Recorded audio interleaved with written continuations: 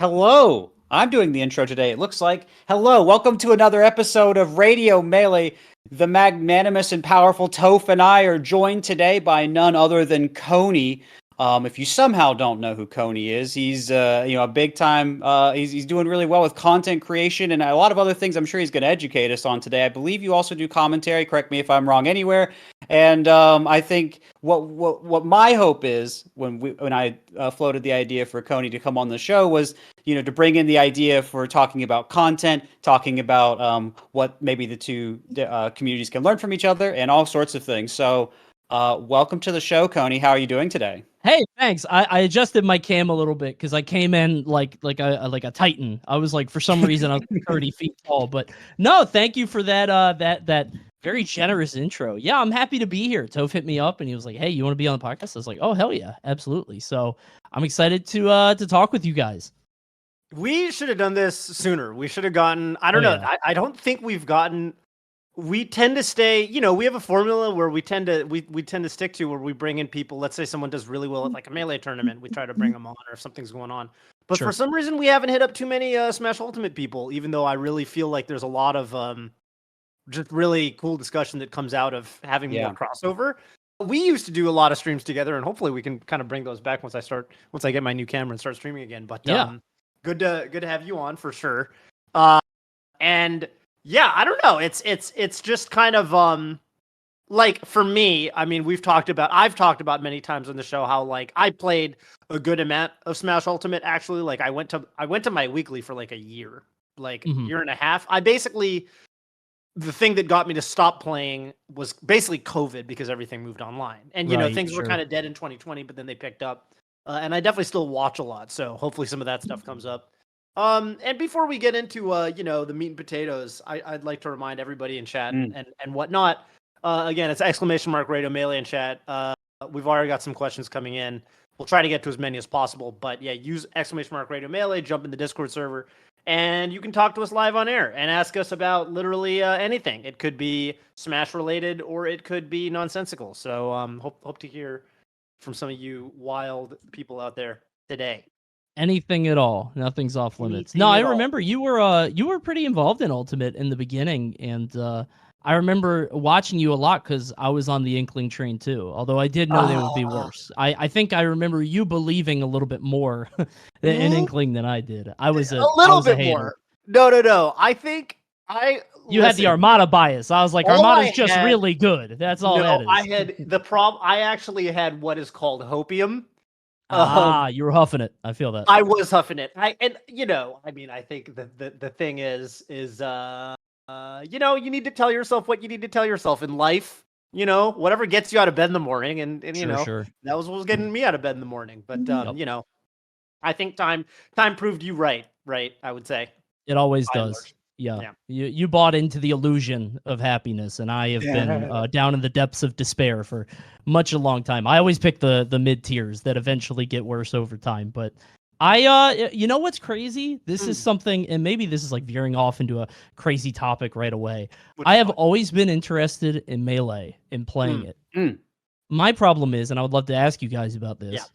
I can't find a character because I'm like, I think I always just go to Puff, right? Because I'm not a technical guy. I'm low input, just try to go for, the low execution, but high sort of conditioning. Value. Yeah. High value on stuff. The problem is that I think in the year 2023, and this is just my perception, I don't know if this is, I tried to play Slippy for a little bit. I think people are so good. Puff has to play defensively. You just have to. You're going to die at 60 or 70. But that said, I've now had now I'm on the hopium, right? Because I've seen another character rise up who is very grapply and is very high value, and he is pretty technical. You know where I'm going with this. There's no way. I'm thinking about it, but I feel like he's so hard to play, right? I'm talking about Donkey Kong, in case you guys don't know. Of course you're talking about Donkey Kong, yep. The only character in Melee at this point. Yeah. He's the only one anybody talks about. I think I'm enraptured by Junebug, who's one of my good friends. I love Junebug, and I'm like, how is he doing it? is there any world where a guy can come in this late in Melee and just learn DK? Does that exist? Be honest. I think so. Yeah, I think so. I mean, I always say that I think it depends on what your goals are, because like people use the I'm word, not they top throw A around a this word. major. Yeah. Exactly. People use this word viable, or like, is so and so viable? And I'm like, I mean, Zane was basically ranked top 20. He would have been ranked top 20 in the world solo maining Roy with his Roy results in 2020 and 2021. Sure. Is Roy viable? It depends what you mean by viable. Roy is pretty bad. Roy's worse than Donkey Kong for sure. Can someone come in? I mean, you have a PM background, I know. And so you're already starting off on, I would say, you've got a foothold to work off of that I think a lot of people who are coming in, I mean, people are getting so good so fast these days that I have no idea who the hell they are. So I would say, yeah, absolutely, it's possible. I think Donkey Kong is the kind of character where he is hard to play and easy to play. He's hard to play in that, you've got some glaring weaknesses, and I think you need to be disciplined in a weird way because, you have to, you have a game plan, which is you hit really hard, so you got to learn how to use, the cargo throws and stuff like that. But he has a ridiculous punish game against basically all the top tiers. Yeah. I feel like he's a character that can always win. It's the best part about Donkey Kong. You can always lose. Sure. You run into someone who just plays the matchup really well, you can always lose. But as people like Junebug, and actually a lot of people these days are showing us, you can kind of always win. And I feel like for someone like you, that's probably kind of what you're looking for, to be honest with you. Yeah. It's funny because at the end of Smash 4, I realized that I didn't really like Smash 4, but like I have Smash Brain even if I don't like the game, so I picked up Lucario because I was like, all right, I'm not as good as you, but I know when you roll, like I know your habits, so I'm just gonna condition you. I'm gonna kill you at 20 with a forward smash, and like I did pretty well with it. Not crazy, but like I think that's more my thing, and I feel like DK, like you said, with the explosiveness of like what he can do quickly, like.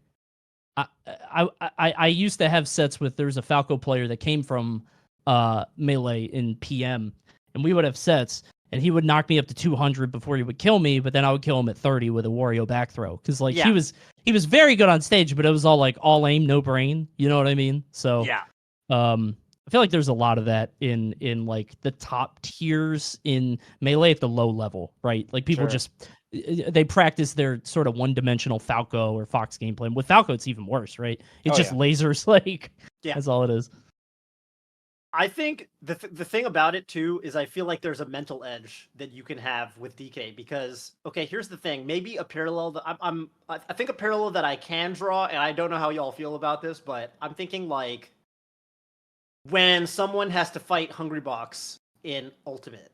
And it's like, this is Hungrybox, the content creator, who's not playing a top tier, but like he could do some stuff. I feel like the Coney Donkey Kong Melee is the Hungrybox Jigglypuff Smash. People would be humiliated.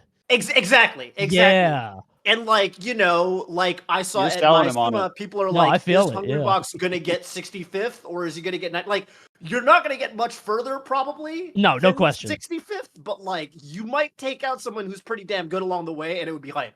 And I feel like that parallel could totally exist. I can see a threat there. Yeah, I was just gonna bring up Da, and now I see him in the chat now. So I'm big fan. I watched that whole documentary. Did you guys see the one that went up on YouTube? I did. Was like an hour long? Yeah. Oh, it's fantastic. It's so. It is really good. Fantastic. And Da, it's good you know about him because that guy, if you see him on Twitter, he's always posting a ton of innovations and ways to move around, and some of them are pretty technical, but I imagine some of them can be worked in more easily to mitigate some weaknesses. And since you watched it, you know that there are, a lot of DKs that are like, well, I'm still waiting for someone to really come in and invalidate my character. Haven't really seen it. I know like here we did that. I mean, however you feel about it, there are at least some that are kind of even saying that at this point. Now, that's not going to change the fact that, when you're starting out, Falco Laser is going to be a real pain in the butt because you're a huge character, so it's going to be hard to avoid. And I'm sure Da has, five Google Docs written about that already. But so you could look at it that way, and I think you can still make some aggression work with Puff. We had Toussaint on the program, I think a year or so ago, and what he was talking about, he was saying Well, you can. There are times where you have to be defensive, and then you can use that information to start going in and attacking. So I don't know what your ratio of preference is. DK Sure. is also going to have time where he's just got to hang back because he's also kind of like Puff, got to use his back air, got to Of course, back yeah. off a little bit, but then he can explode a little bit more than Puff, and he can do a longer combo game. So it's going to be about what you tolerate maybe or how you really prefer. But yeah, like Toph said, there is an interesting parallel there. Huge content off your DK wins. I think it's prime time for the monkey. It would be funny. It would be very It funny. would be very funny. Yeah. Absolutely. Yeah. Also, I Um. saw the chat. Sorry, I didn't know they them. So sorry, Da. Oh. Yeah. But Yeah. yeah. I don't know. Something about DK is like calling me. Something about that character is so, and it's because it's like the soul of the game. I don't know. I was actually curious, PP, on your end, like as somebody who sort of has taken more of a backseat in terms of competition and going to all the big stuff. When you see a character sort of blossom out of Yeah. nowhere like this, what's your thought? Or do you sit back and you're like, oh, that's not real. That's not like, is that really like, is there a part of you that's like, these guys are messing this up? I would slam these DKs. It some of it's going to depend on specifics, right? Like, okay, what, like for example, like when people are talking about Mewtwo coming up, that's another one that had some discussion. Not as much as DK, but a little bit in the past year. Toph and I actually had a discussion about Mewtwo Samus last week, and I went and looked at it a little bit, and I was like, oh, this isn't as bad as I thought. Like, can't Samus just hold down and down smash whatever Mewtwo does? Turns out the answer is no. So I thought that was interesting. DK, it's like so if I see a specific thing and I see an answer, I'm like, okay, well, that you can't argue with that, right? But Sure. of course, at first, yeah, I'm going to be like, all right, well, what's really going on here? Are we just trying to take our DKs from like 256th place to like 65th or something? Like, okay, yay, but like what, like That doesn't what's mean really anything. happening? Yeah, What's yeah, really yeah. happening here? And that's still cool. It's still an exciting thing, but what's really happening? And I've been fortunate enough to play a couple of these higher level DKs. I've played Akira a few times, and I've actually noticed that his gameplay has evolved very rapidly in the past few months.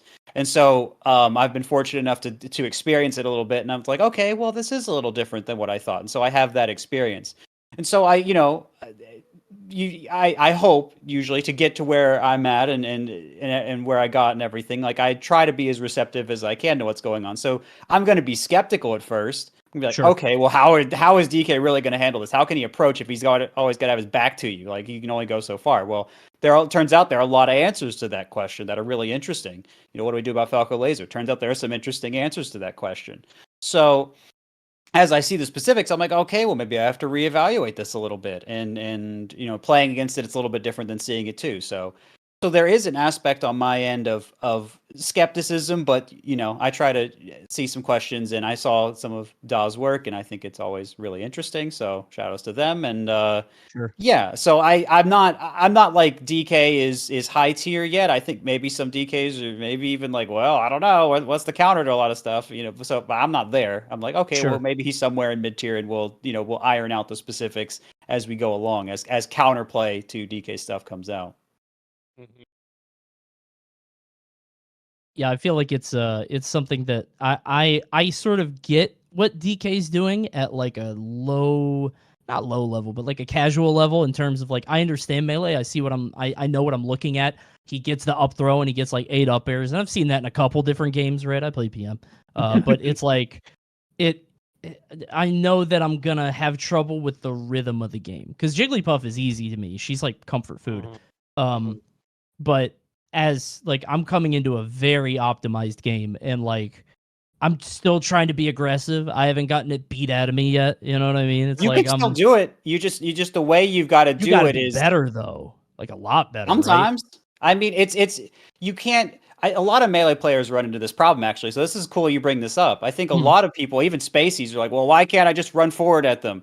And I mean, not even Mango's doing that, right? Like whoever Right. not ever whoever is considered aggressive is doing that. Like you have times where you're going to do it, and then you have like even Mango simplifies it a lot. So maybe he's a decent example here, where there's like he will run indirectly, but sometimes he'll do a dash back and then run directly in. And he understands the depth of that, and he understands the depth of that simple mix up enough to where he can do that and maybe a little bit more, change how he approaches when he does either of those, and the spacing and timing how he does either of those, and it drastically gives him more options.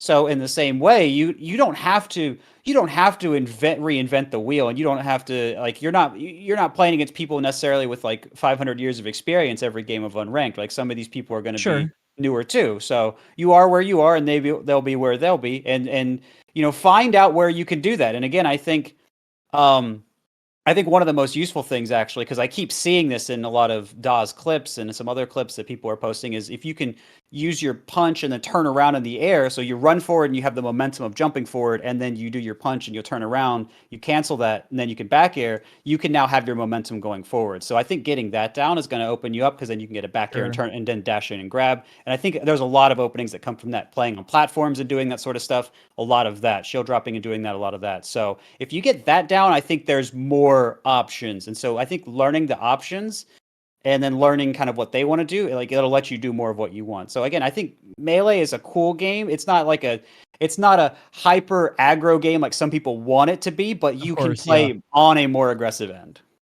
Sure. Yeah, it's true. I feel like the thing about it is like, I think people look at okay, yes, let's say Mango or whatever, right? And they're like, oh my god, he's approaching, so he's playing so aggressively, like why doesn't it work when I do it? And I think people mistake like aggression for like just being predictable.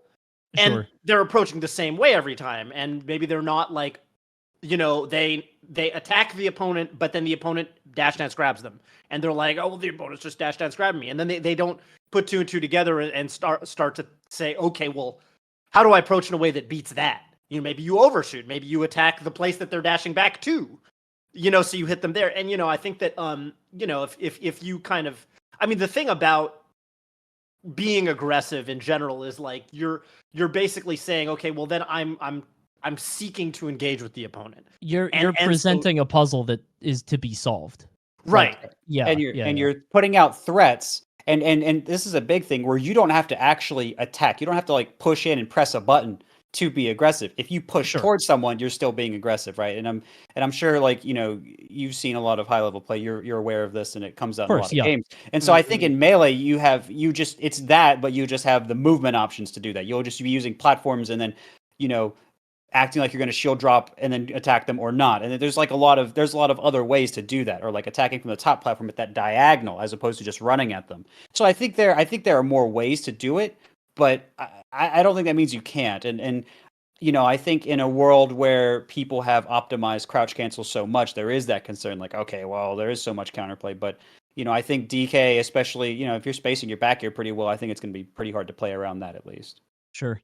I'm just so like, because I did play Puff for a little bit, and I was like, all right, well, if I don't get this edge guard, I'm dying to grab it, what, 50, 60, 70? Yeah, it's the up throw up air. And obviously you can SDI it, but I haven't gotten that down yet, so it's like, okay. Mm-hmm. So I don't know. Maybe I'll try it a little bit.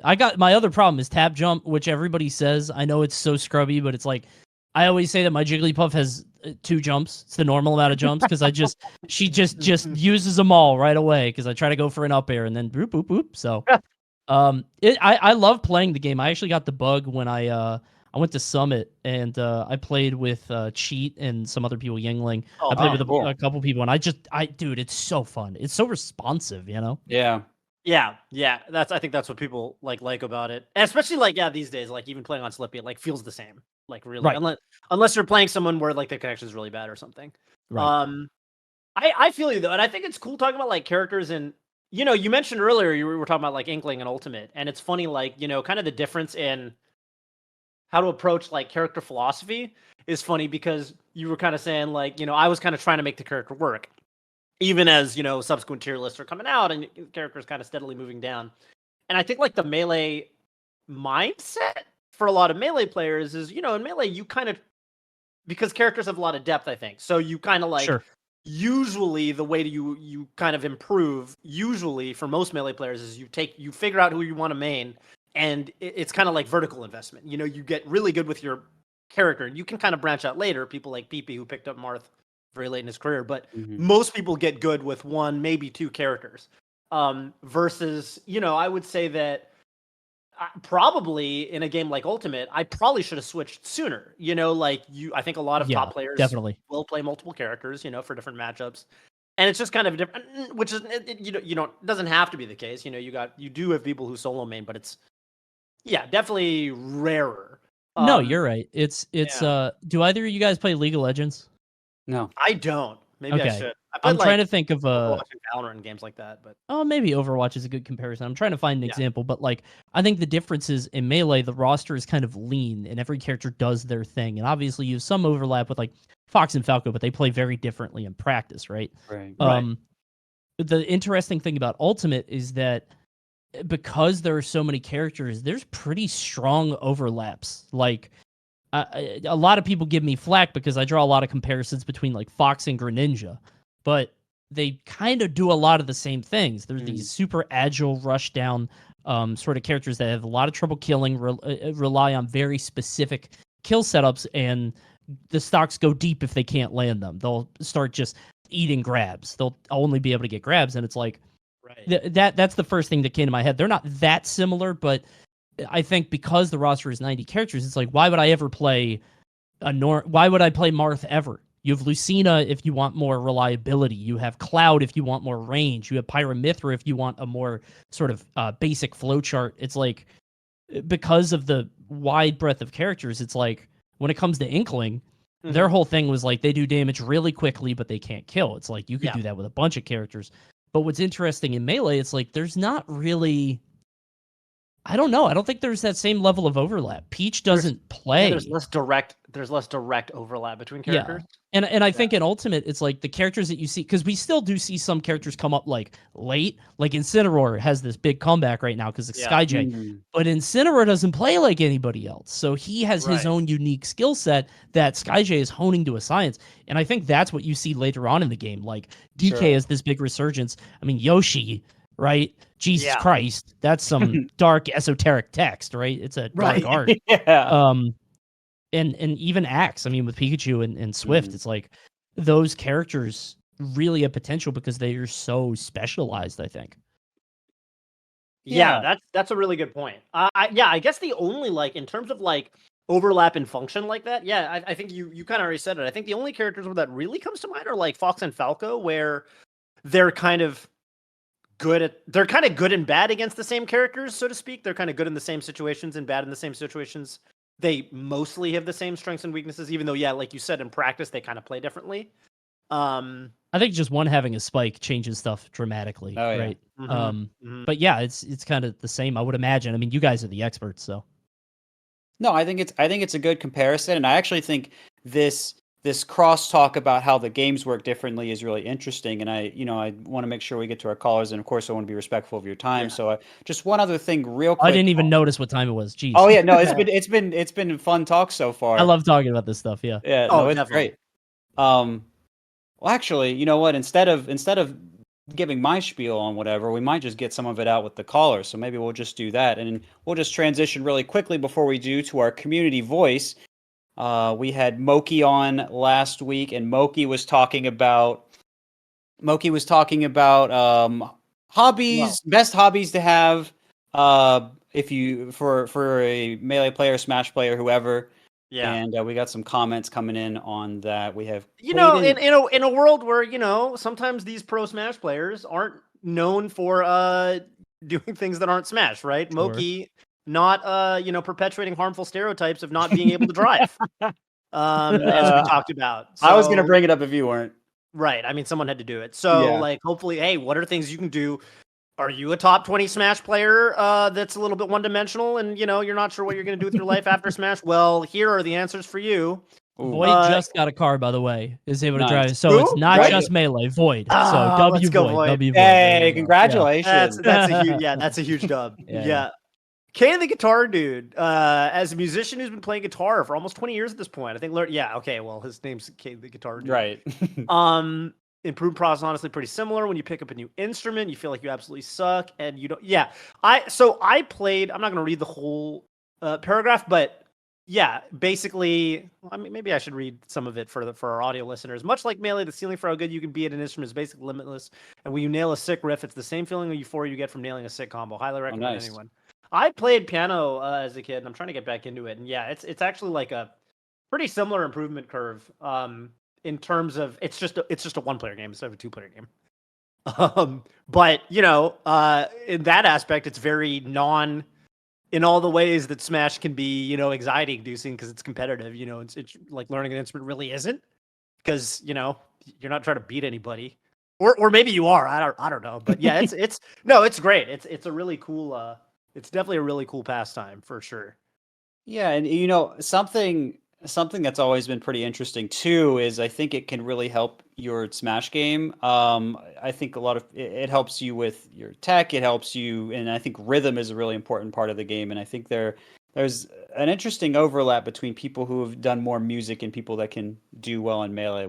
It's been noted some in the past, and so I encourage people to check this out if they have the chance. Jmook is a sick guitarist, right? That's true. Dude, I'll just say it. I was so pissed when he won, or I guess this was when he got second at Genesis or whatever, and he started streaming, because it's like, okay, you're this good, you should probably start streaming and see what you can do with it, right? And then I go to a stream the next Wednesday or whatever, and he's just playing some beautiful song on the guitar, and I'm like, this fucking guy. He's so handsome He's and just talented. got it all, dude. I hate him. Yeah, it always sucks when you he's an 8, a 9 out of 10 and everything. You're like, all right, but I bet he's an asshole, right? And he's not. He's so sweet and nice. It's like, I know. Oh my god, dude. come on, dude. I had a very brief talk with him after he either won Genesis or he got second. I can't remember which one it was. But I had a brief talk with him. I was like, dude, you're sick. He's like, thanks. And we talked for a little bit of Guildhouse. He was really sweet. He was a really nice guy. It was great. Yeah. Good dude. Yeah. Good so dude. he was, and he was probably pretty drunk if you talked to him at Guildhouse. Oh, probably. Yeah. Yeah, but I mean, well, hey, if you're nice as a drunk, then that's probably just your true It's your character. true So there you self. go. Yeah. Yeah. DSC saying Kendama. For those of you who don't know what Kendama is, it's that Japanese game for kids thing with a wooden. You probably just have to Google image search it. It's like a wooden. What is it? It's like a wooden thing with a ball attached to a string, and you hit it up in the. You kind of put it. Quinn, can you put a kendama? Can you Google image search kendama and just put an image of one on the frickin'? You know what I'm saying? Because I can't describe it, bro. It's just it's like a little toy. It's a little toy, but apparently this simple looking ball and cup game is actually an amazing toy for skill, exploration, and expression, and much like Melee does infinite depth. And the only way to improve is to practice and have fun with it. There's also a friendly and supportive grassroots. Okay, so it's kind of like Yo-Yo, I think. It's kind of like Yo-Yo. I would believe you. I don't know anything about it having depth, so if people say it has depth, then more power to them. I don't know. Maybe, probably. It's kind of hype though. Yeah, that's kind of hype. Yeah. Yeah, this thing. Y'all seen this thing? Yeah. So you try to you throw it up. You're holding the wooden part, right? And you go up in the air, and the ball goes up. You got to catch the ball with the spike part of the wooden part. Does that make sense? Yeah, that's the goal. Yeah. Okay. I didn't know. So I'm gonna have to look up Kendama. It looks like a pencil sharpener. Yeah, vaguely. Yeah, or a gavel. I was thinking a gavel. Yeah, like a judge's gavel with a little thing. If the guy approaches the stand too quickly, a little stab, a little bayonet. The wooden thing also looks like a chess piece. I've looked. Yeah. This is just a combination of other things to me because I don't understand what it is. I think they're probably. I mean, they're probably centuries old. I'm gonna just Google. I'm going to Wikipedia search it because I'm curious. Damn, how long have they? Oh, Wikipedia describes them as a skill toy. That's so. I didn't know the term. That's hype. I guess yo-yos are a skill toy, right? Yeah, that sounds kind of condescending, though. I don't like skill toy. Yeah, I guess Melee's a skill toy vaguely. But, I'm here for that. I'm here for that. Yeah. It reminds me of I got really. This is gonna say. Do you guys know what devil sticks are? No. No, but they sound devilish. Yeah, they used to be really popular in the mid 90s or early 2000s or whatever. If you look them up, it's literally just two sticks with a baton in between them. And I got really into this for a summer for some reason. Yeah, but it's that kind of thing. It's the same kind of sort of thing, and I think it's that's sort of. Do people light them on fire? I just I found an image of. I'm gonna send it to Quinn. Quinn, put this image on the screen. Probably. This guy makes devil sticks look really cool. That's badass. Hopefully, I just sent it to our producer. Hopefully, he can put it on the screen. I can't really tell what he's doing, but it looks like some kind of. I see why they're called devil sticks. Hang on a minute. Sure. Yeah, I just found this on the Wikipedia page for Skill Toy. So I guess Oh, they're one of the holy primary skill moly. toys. Look at this guy, dude. Oh, there we go. Yep, that's it. That guy's clearly advanced. That guy's at level 99. Mine were never on fire, but yeah, that's what it is. Yeah. Got it. And our last writer, Mr. Doctor Boy, 2 titles. Jiu-Jitsu would be my choice for not only its physical benefits, but also it helps you think clearly in stressful situations. It's so important to be able to breathe and slow the action down in your mind so you can make smart decisions, which I feel translates to melee. I mean, any combat sport is going to translate to fighting games. Of course. Also, like melee jiu-jitsu is complex and very expressive. I'm sure it is. There's so many options, and I often find myself theory crashing submission setups like I would Punish Game Flow Charts. It's great for your body and mind. There's a progression system so you see your progress, and it's fun. Yeah, jiu-jitsu does seem really cool. When I was getting into boxing and stuff, I kind of got into, because there's obviously overlap. And my boxing coach was actually telling me that he wanted to learn jiu-jitsu. And I don't know, like it does. Yeah, I mean, it does seem neat. Like I'm sure that there's a shitload of depth to it. And I'm also sure that you could just be really physically strong, and that is an impact as well. So sure. Yeah, that's cool. Let's get into our callers for the episode. We got a bunch of people lined up already. Again, some good questions. Just a reminder, if you want to submit a question, ! Radio Melee in chat. Our first caller of the day is going to be Punk, return caller and longtime Twitch chatter. What's up, Punk? And where are you calling in from today? Hello. I'm calling in from New England, and once again, I am here to talk about Project M.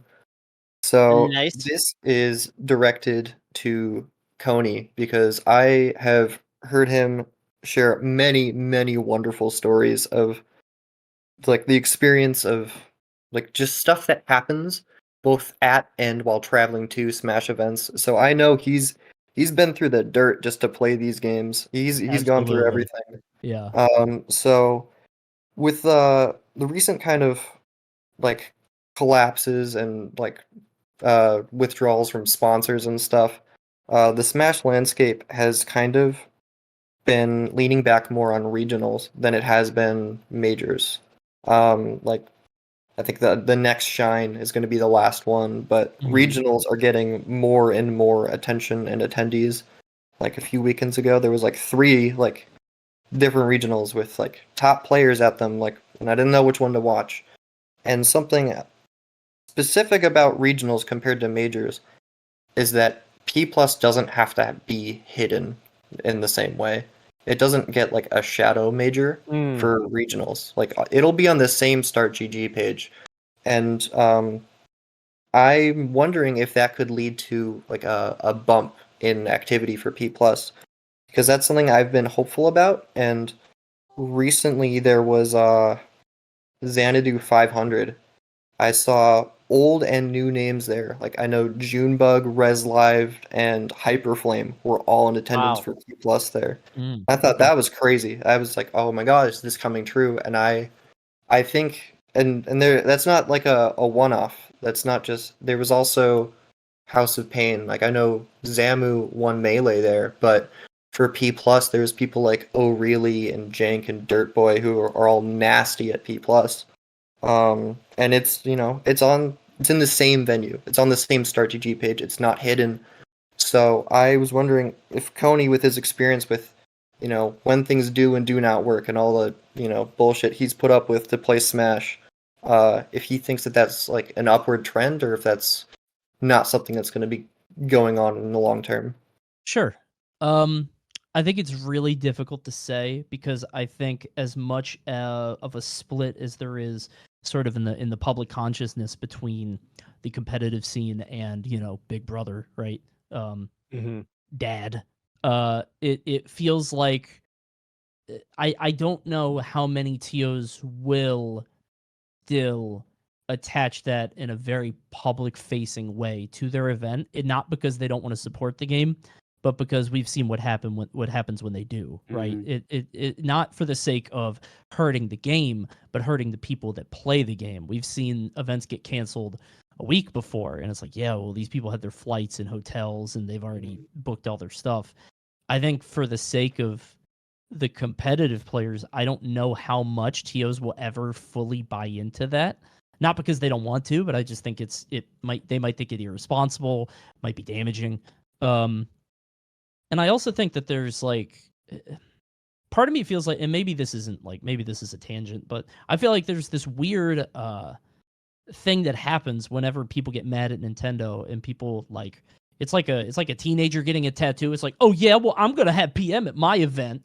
You can't tell me what to do. And it's like the game is used like it's almost puppeted around. Like, look what we're doing. And it's not out of support for the game. It's just trying to be, it's trying like to out of make, spite. yeah, it's trying to make a parent mad, and that kind of makes me mad because like, well, how do the players feel about that, right? Because they don't want to be used that way. a lot of them don't. A lot of them dislike it, but some of them are cool because they're like, oh, anything that gets a shine because it's a sick game. I think a lot of people love the game and for good reason. In terms of like a long-term sort of a rising tide, it's hard to say because I think there is now a precedent for what will happen. Like the ceiling is there. You have a ceiling. And events might be, tenuous to actually really promote something, or and maybe the players won't be fully bought into it. I think it depends on how big a drought there is, because the reason that PM was so big is because Brawl was dead. Like legitimately, it was gone. Ultimate is doing very well. Melee is doing very well. I think if P Plus does have a resurgence, I wonder how many Melee players would be interested in the crossover. Because now I don't know. I'm curious because like back when PM had its first like big thing, there were names from both scenes going at it, and it was this really cool kind of merging of the universes. But now I feel like I don't know if people would still come over like in the same way. No, I don't think so, because it really did feel like PM at that time was like this new undiscovered frontier. P Plus coming back now it's a fantastic game, but like a lot of people have already tasted that before. I don't know. It's hard to say. I would like to see it personally, but Right. I would like to see it too. That's a good point with the crossover thing. The funny thing is with Ultimate, and this oddly enough never happened with Brawler Smash 4. But I think that the neat thing with Ultimate is that when Ultimate came out, there actually was crossover. Like, most of the Melee top players gave it a try for like a good bit. Yes. And like many of them actually stuck with it for a while, like Plup and Leffen, and I mean Hungrybox. Yeah, Wizrobe for sure too. Wizrobe, yeah. Armada played it a bunch too, yeah. So I played it. Like I didn't really ever give Brawl or Smash 4 a try, but no, it's a great point. Like when Brawl was kind of ending, there was a great Brawl player named DSS, aka Show, who was top 100, I think, on the last Brawl rankings, SSBB rank. And the only game we ever played with each other was PM because we were good friends, but I can't play Brawl with him or Smash 4 because he's a ridiculous NES player with my office, and I don't play those games. Sure. And he can't really fight me in Melee. It's a good middle. But in PM, we met in the middle, and we were very even in PM. So it was like, oh, we have a game we can play with each other. We're very competitive, and that was definitely one of the draws to it. And we became pretty good friends kind of through that. So yeah, it's a good point, and I guess I agree with Coney's sentiment that it's tough to tell because I think that we're in PM's in a good spot right now. But for these events that are even events that are regionals today, and I guess this is where it's kind of a wait and see thing for me, is that like you look at a tournament series like the Big House, where Big House started as a regional. But it really depends on the TOs and kind of what they want their tournament series' trajectory to be, because for a lot of tournaments that start as regionals, some of them might want to become majors. Some of them might want to scale. Battle of BC this year for the first time is operating in a convention center instead of at a college. Right. So, the natural progression for some of these events is if they get bigger, they will eventually become the sorts of events that, like you said, PM would be running a Shadow Major for. So, but at the same time, maybe in that path and maybe with the spot that the scene is in right now, maybe enough people are captured by the fact that there are going to be a bunch of tournaments where, I don't know, like you said, like maybe PM is there and it's on the StartGG page and it's the same event and people can just enter it. And maybe some people stick with it. And I know people are still, I don't know, P Plus is still being developed. It's still like kind of this active thing. So, maybe there is a bump or a surge. I don't know how big it's going to be. But yeah, maybe there's something there. But yeah, time will tell. Gonna have to earn it. Yeah. Gonna have to earn it. Yeah. But it's a fun game to I went to the PM Theater last year, which was basically like a invitational for PM, and there were a bunch of it's like the summit. Right. And there are a bunch of ridiculous players there. I mean, it is a really cool scene for sure, and it's an awesome game. With a lot of I played a bunch of friendlies with Junebug's Diddy Kong, and that was miserable. Not fun. No. Not fun. Yeah, there's Not like a good time. peanut coming at you, and there's a banana coming at you, and then there's like a monkey coming at you behind those two food items, and it's tough. It's real Miserable. tough. Miserable. But yeah, anyway, it's an awesome game, and I do always kind of wish the best of that community, because it's a group of people too. So thank you for your question, Punk. Definitely. Yeah. Any shout outs you want to do? Yeah, I got two of them. One is just a shout out to collectively Stock Money, G-Town Tom, and Motobug, 3 wonderful tournament organizers for Melee and PM in Massachusetts. And also shout out to, this is a little bit of a weird one, but the Brawl Minus community. I've been getting way more into that game with 5.0. They added Ridley, Wow. and that it's weird. But I've been getting into that, and they've been super down to like explain all sorts of like wild stuff, no matter how long it takes to like get it across to me. So that's been a lot of fun. Cool. Well, Minus you rules. enjoy, and have a good rest of your day. All right, take care, fellas. See See ya. ya. See ya. All right, let's go ahead and bring in our next caller. We have Owlahoop. Hello, Owlahoop. Where are you calling in from? What's your question for us today, gamer? Yo, what's good? I'm calling in from New Jersey, about like 20 minutes out of Philly. Mhm. My question is, how do we increase cross-pollination between Smash titles? More talking Melee ult, those are obviously the big ones right now. But going from Melee to ult, like you guys have played a lot of Smash. I mean, I'm 30, I played a lot of Smash too, but played a lot of Smash. Smash is Smash, right? You go from Melee to ult, not the biggest change. You go from ult to Melee, completely different. If it's your first title, especially, there's a lot of things to help you in Ultimate. There's a lot of buffering. There's short hop macros. There's tons of other things. So I was curious to, how do you guys think we could increase the amount of players playing both? Tony Donkey Kong.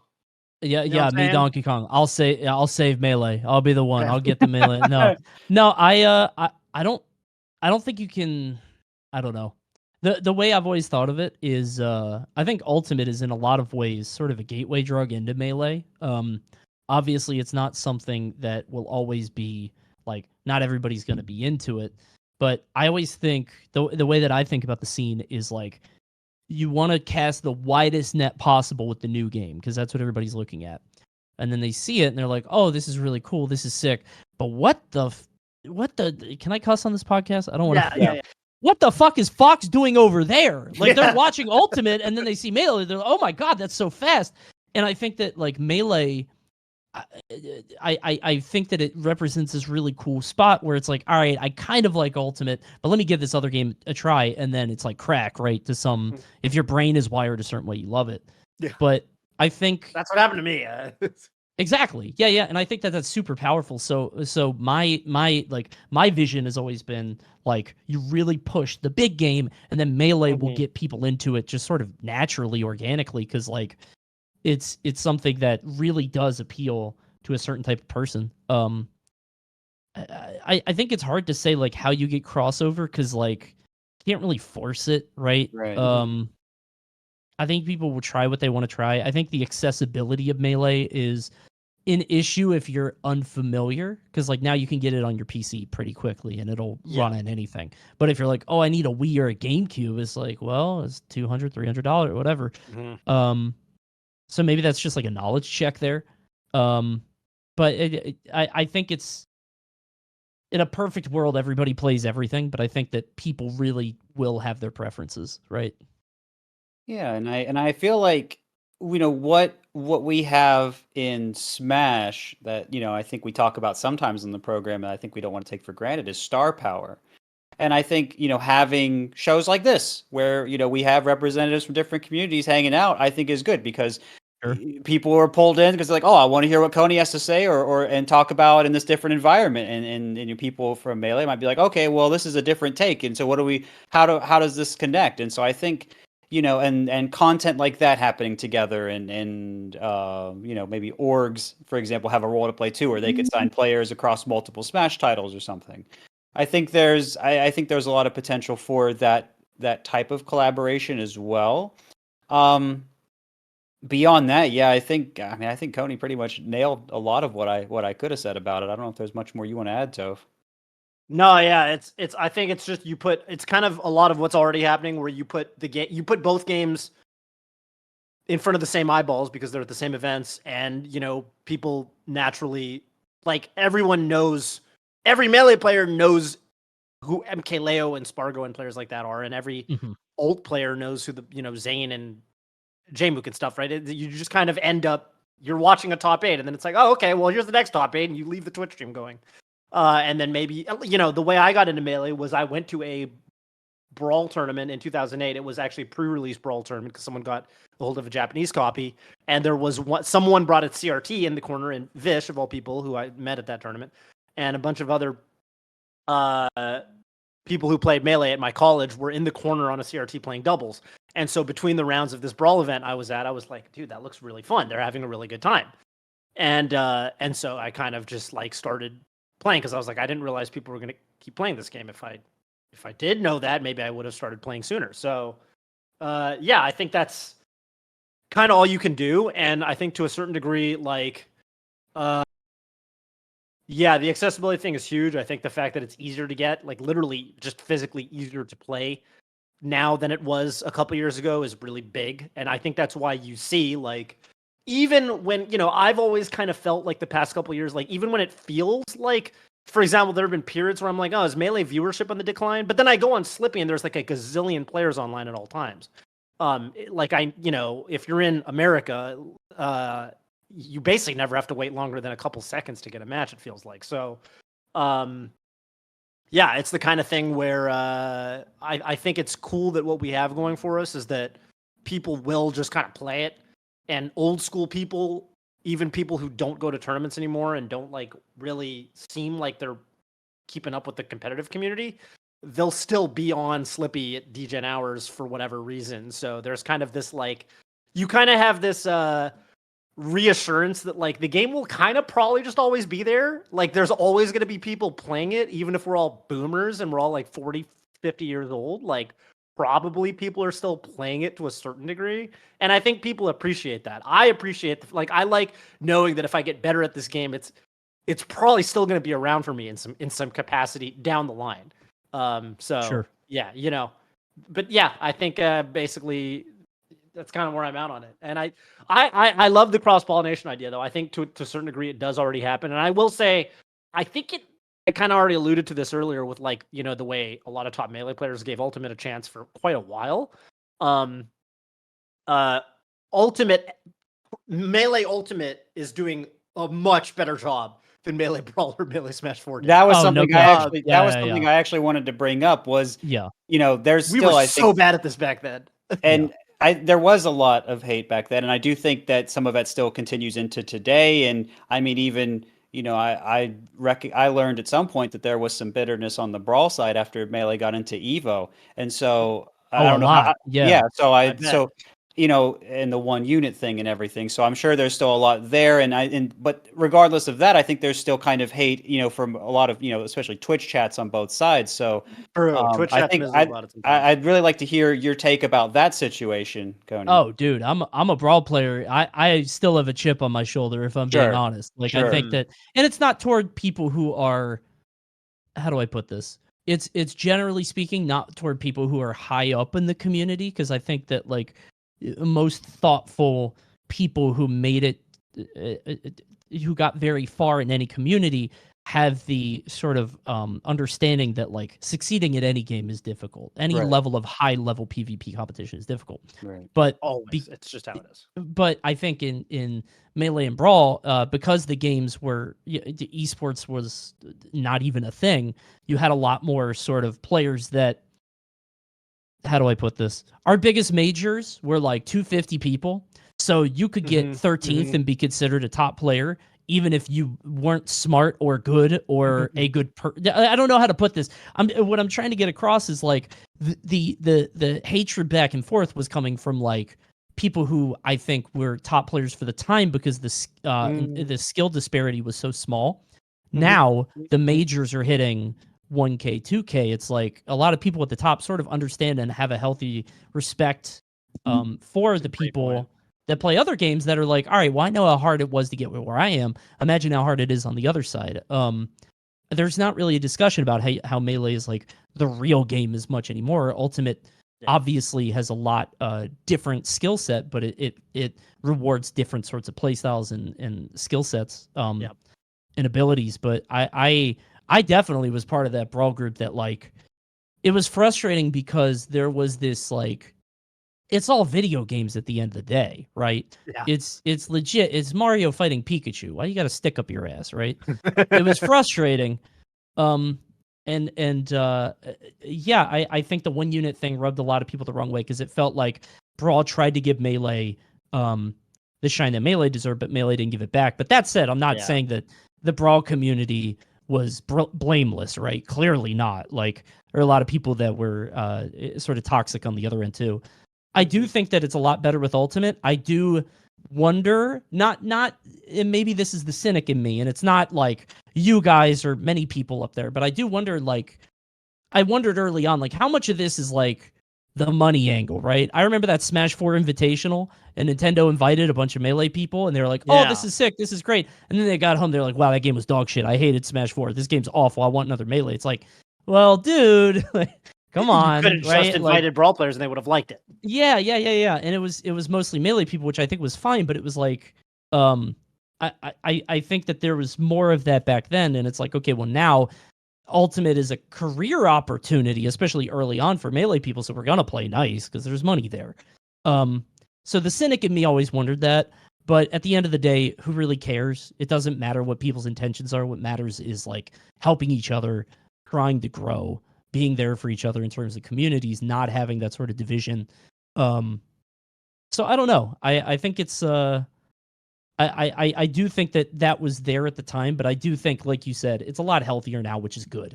There's a heavy level of respect for people on all ends, which I think is like, I'm glad we've gotten to that point. And again, I don't mean to like ramble too much. I think a lot of it too is like the general perception of Smash as a competitive game has brought in across the board. People used to think Smash like could never do this, could never be played competitively, or shouldn't. Right, you had the casual elitist mentality. Right, it's a party game. Exactly. Yeah, that's kind of gone now for the most part, which is like, I don't know. That rising tide sort of lifted both boats, which is nice. So. Yeah, I agree with that. Yeah, no, it's a really good point. The only other thing I wanted to add, while we were talking about cross-pollination, and this is going to be really short. When I was at Summit, this last one, I really got into the 64 mod. I forget what it's called, but it's remix. Remix. Oh my god, it's so fun. And it's I think there's something too, and maybe this is the answer to cross-pollination. I don't know. I think Melee's perception, and I've actually talked with you about this, Toph, and I left you a comment on one of your videos once. I think Melee's perception as this like super hardcore competitive esport might harm it in terms of the casual audience, because like I sat down, I saw Conquer, I was like, oh, sick. What's Wolf like in 64? What's Bowser like? What is Ganondorf doing here? Melee's casual options. Yeah, dude, it's just so weird.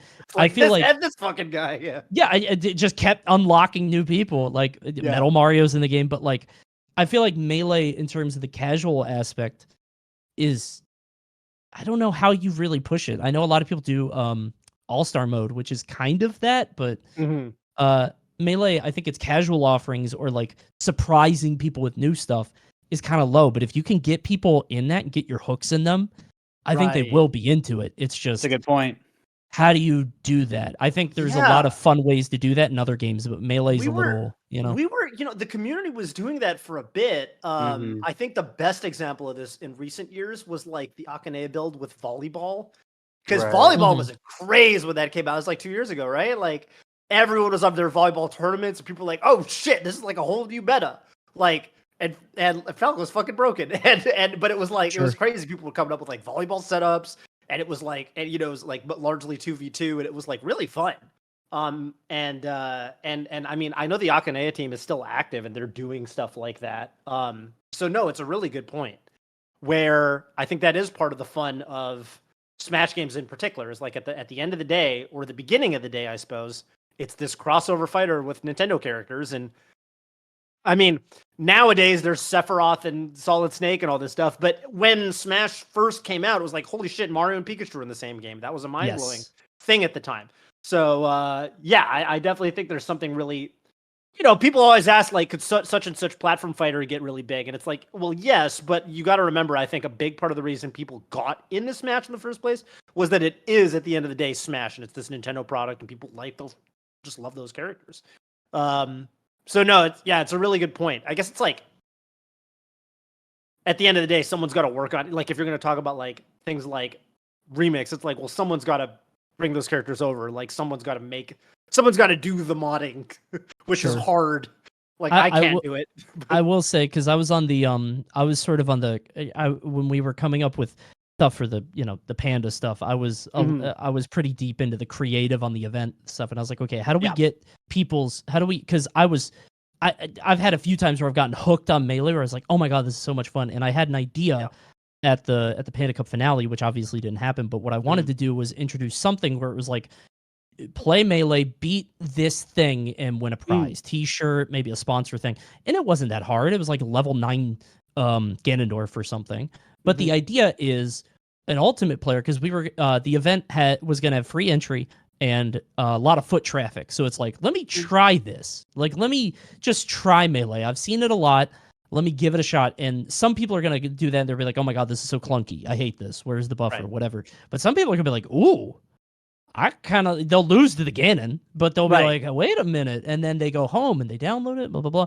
So like, I think just getting people to play the game is the biggest way to get them to go. And I think in Melee, ultimately, it's the biggest challenge, unfortunately, because it's hard to sell people on a 20-year-old, in many people's minds, like hyper competitive, sweaty esport. So right. That can be discouraging.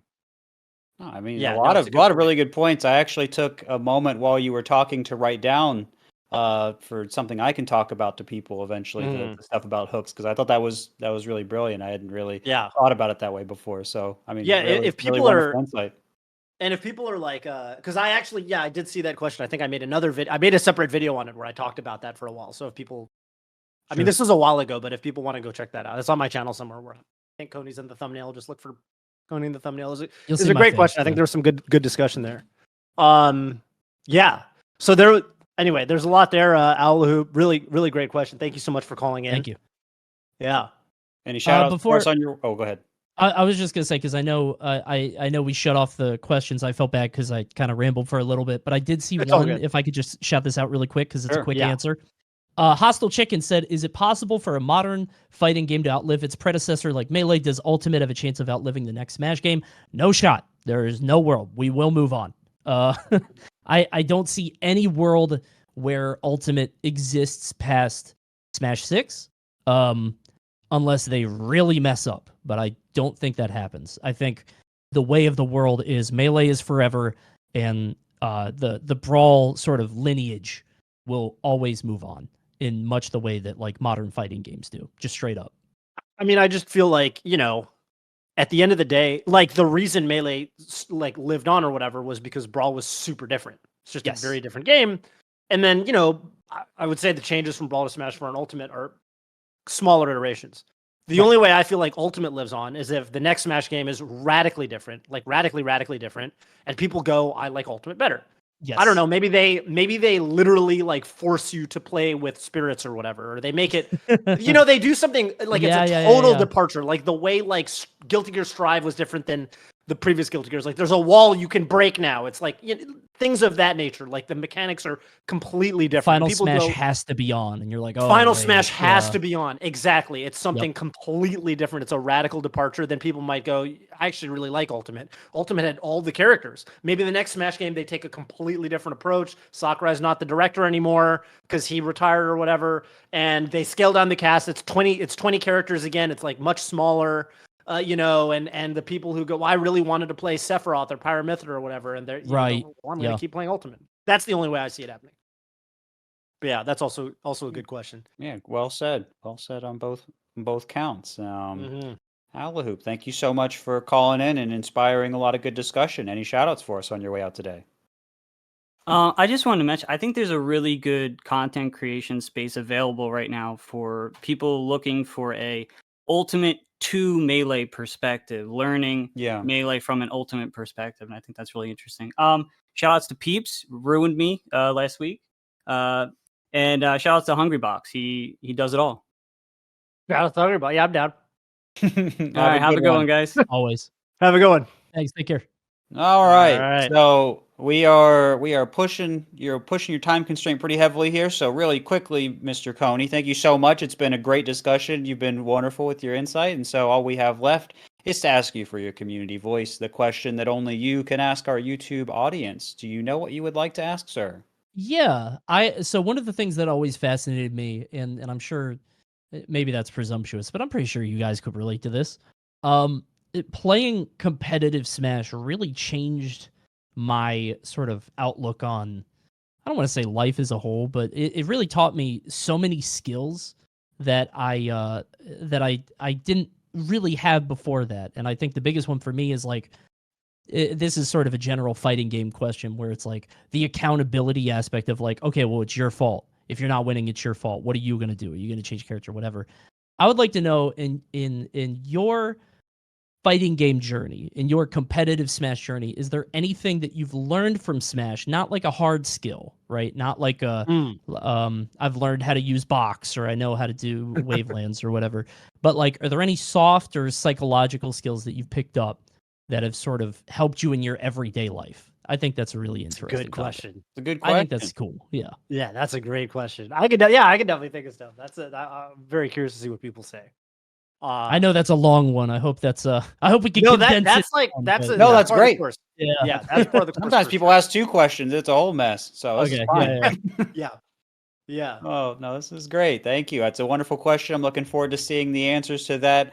But right now, Coney's got many content things to do. We didn't end up getting to talk about that too much, but we could always have him back again. For now, though, thank you so much, Toph, for holding it down, bringing your insight. And of course, Coney, thank you so much for coming on and sharing your time and wisdom with us today.